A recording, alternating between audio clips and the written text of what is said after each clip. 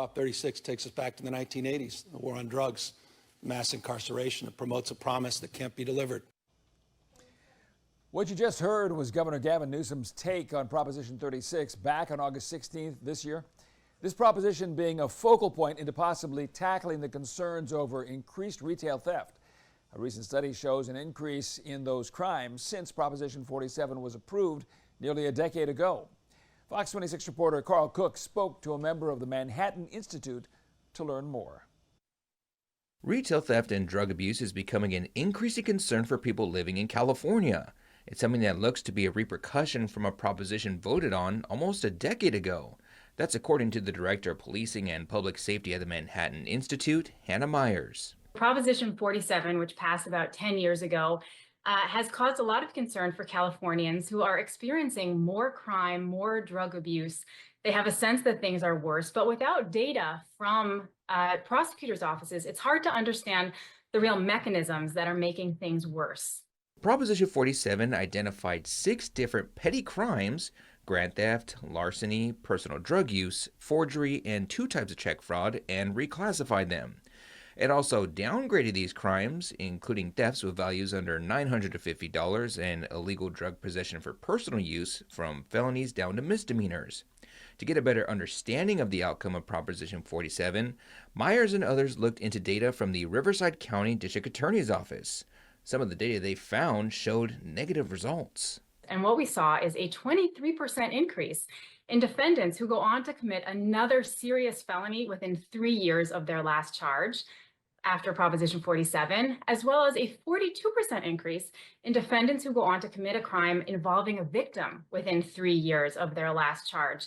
The Institute also found a connection and increase between drug abuse and theft. We see a 10% rise in drug offenders who became chronic drug offenders. That is, they committed 3 or more drug offenses in the county, and a 6% rise in theft offenders who became chronic theft offenders.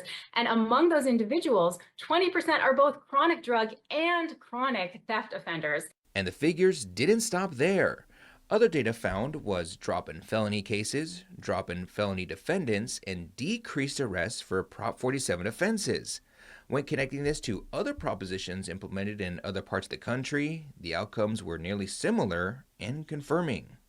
And what we saw is that it changed a lot of the decision-making of offenders, of criminals, as well as of prosecutors in ways that it both decreased public safety and also made the system itself less efficient, and in a lot of ways a lot more arbitrary and less fair for defendants. Although she isn't able to endorse or not endorse Proposition 36, she sees both the good and bad that come with this measure. In some ways, Proposition 36 would create an improved situation, but in other, it's pulling a lot of levers around mental health treatment and making a lot of investments that are not, that projecting what the data is going to look like in a few years if it passes, are not as good as they could be and could cause more unintended negative consequences. The American Civil Liberties Union of Southern California is one organization that is not in favor of Proposition 36. Its outlook on it reads in part, quote, Prop 36 will cut life-saving funding from trauma recovery services for crime victims and mental health and substance abuse treatment programs. With state laws already in place that address retail theft without threatening funds earmarked for treatment and rehabilitation, Prop 36 is unnecessary and harmful, unquote. Hi, I'm Monty Torres with Fox 26 News on YouTube. Thank you for checking out our YouTube channel, where we have loads of great content for you to choose from. And while you're here, why not click on the subscribe button right here? That way you can stay in touch with all the latest breaking news, everything news related within the Central Valley. And thank you for watching.